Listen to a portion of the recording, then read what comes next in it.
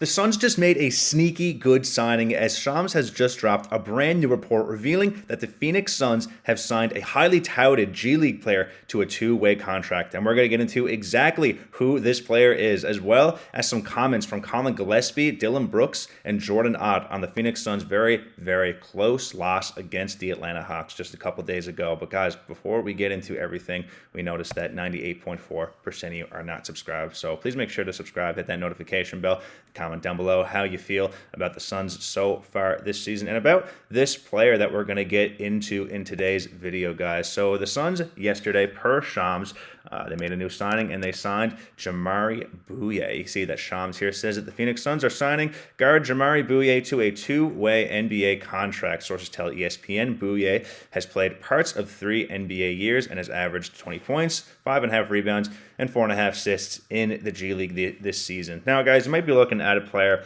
like Jamari Bouyea, and you're saying, well, who is this guy, and what does he do, and why did the Suns sign him? And I think there's a really good reason why the Suns would sign someone like Jamari Bouyea. I know we have a lot of guard depth right now in Jordan Goodwin and Colin Gillespie and Grayson Allen, while Jalen Green is going to be out until probably the new year. But what I want to look at specifically for Jamari Bouyea is his G League stats and his college stats. But, on the surface level here, you can see that not much for his career. I mean, only 3 points, 2 rebounds, and an assist on not great efficiency. I mean, he's only played 19 NBA games. I mean, you can see here that obviously he really hasn't spent much time in the NBA, just kind of floating around from team to team. But what I want to get into specifically is his G League numbers. Now, you can see here that right now he's playing for the Austin Spurs, the San Antonio Spurs G League affiliate. He also played for them last year. But you can see here from his stats alone, I mean, he's averaging 20 points right now on great splits, 53% from the field, 35% from three, and hasn't missed a shot from the free throw line.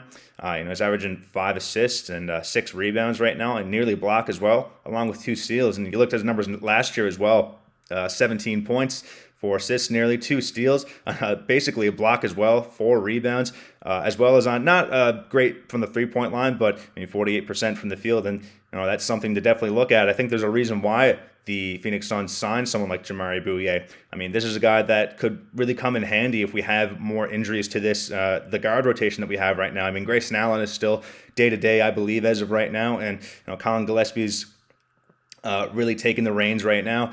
But there's a chance that if he gets hurt, that this guy could really come in and make a name for himself. I know we also have Jordan Goodwin, who's playing really, really well for us right now. But I definitely think there's a reason why the Phoenix Suns signed someone like Jamari Bouyea. I mean, even look at his stats in college here. He played at San Francisco University. Great stats across the board here. I mean, in his senior season, 17 points, 5 rebounds, 4 assists, 2 steals, and basically a block as well.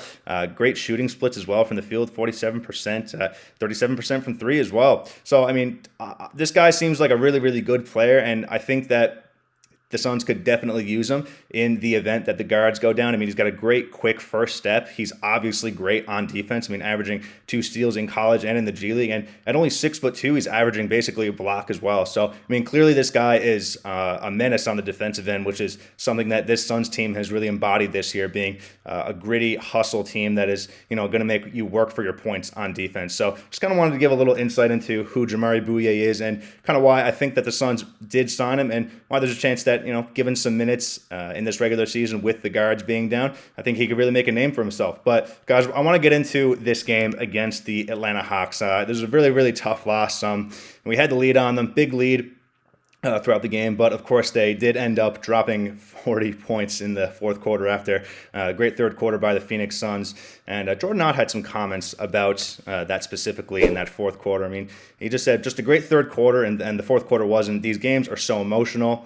I think some of these are great lessons learned, but you do have to look at the film of what exactly went down, what exactly happened. There is so much that goes on in game. Obviously, something that comes down to shot making, 47 points in the fourth. Anyone can look at that and know that's probably not a recipe for success any nice. And, he kind of continues on saying that we just got to take out the silly fouls, but you're competing at such a high level. It's hard, but we just can't go over that edge, get over that limit. And it was just a combination. It wasn't just one foul or one silly play. I think there's multiple there, and that's what we'll have to do. We'll have to take a look, and that was his comments on specifically the third quarter and fourth quarter breakdown, where the Hawks were just putting buckets on the Suns and kind of just blowing that lead that they had.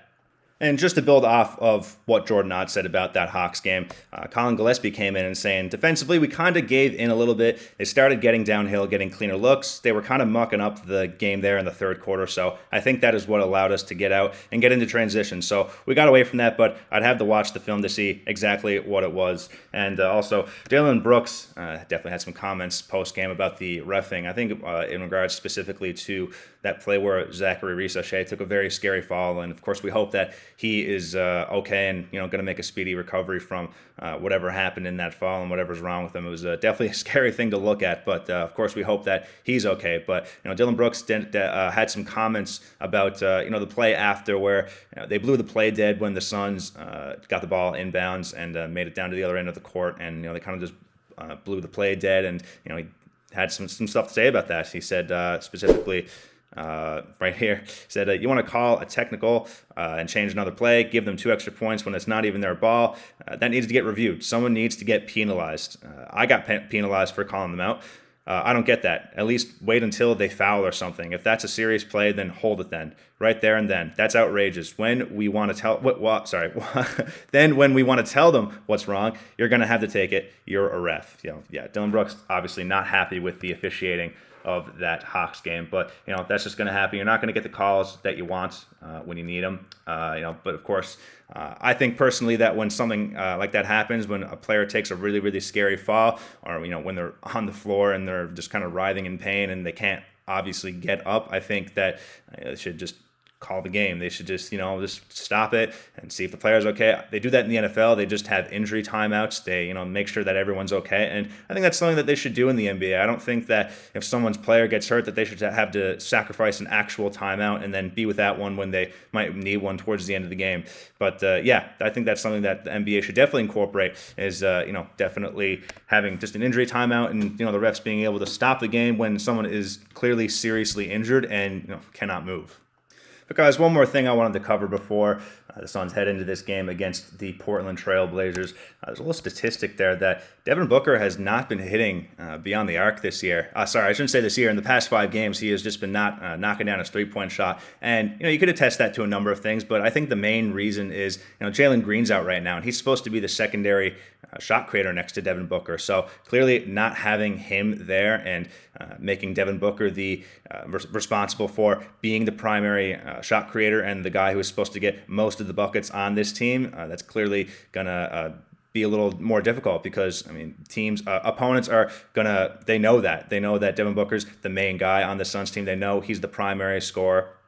So they're gonna scheme around that defensively. They're gonna make sure that they're gonna deny him the ball in the off-ball defense and really make him uncomfortable, maybe even double him at some point. So I know that Devin Booker will definitely get his stroke back down. I'm sure that against this game in Portland, who is really talented defensively, they're gonna take advantage of Jalen Green not being there and really lock down Devin Booker, putting Drew Holiday, Toumani Camara on him. Those guys are all defensive level players. So it's definitely going to be a tough one in this Portland Trailblazers game. But Atlanta in their own way is very talented defensively with players like Dyson Daniels. So and there's going to be an interesting one to see, guys. But hopefully the Suns pull out the win. I really think that they can. This team has been so gritty and relentless this year in games that people think that they will lose. So give me your thoughts down below on what exactly you think is going to go down in this Portland Trailblazers game. And let me know if you think they're going to win, if they're going to lose, and how they do overall. But that's going to do it for today's video, guys. Thanks a lot.